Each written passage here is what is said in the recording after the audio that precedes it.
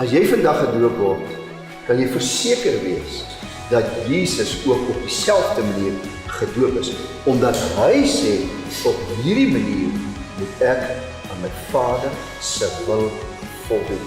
Dis 'n opdrag, want die doop is 'n openbare belydenis dat ek my lewe vir Christus gegee het, maar op jou eie belydenis dat jy Jesus aangeneem het as verlosser dood en opgestaan.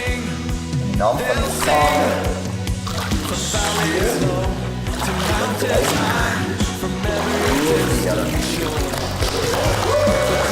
en op jou eie belydenis dat jy Jesus aangeneem het as jou verlosser dood op die plaas van my.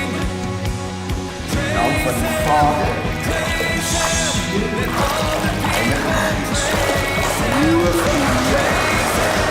Gees. Dietou Byleveld, op jou eie belydenis dat jy Jesus aangeneem as jou verlosser dood op jou. In die naam van die Vader, van die Seun en die Heilige Gees.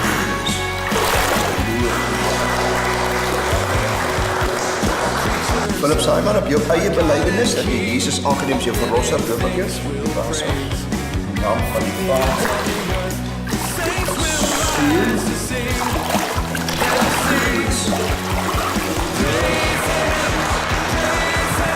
Charlotte Simon, op jou eie belydenis dat jy Jesus aangeneem as jou verlosser doop op jou. In die naam van die Vader, Seun,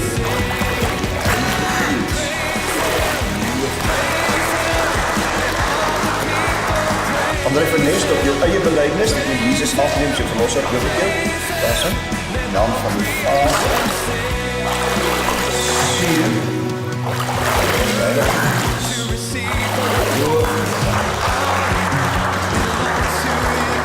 Ron Versagie, op jou eie belydenis dat jy Jesus aangeneem as jou verlosser doop op jou. In die naam van die Vader, Seun,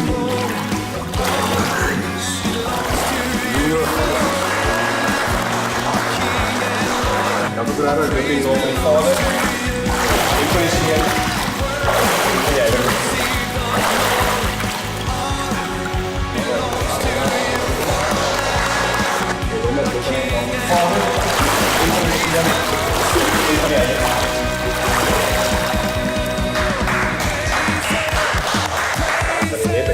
je zien.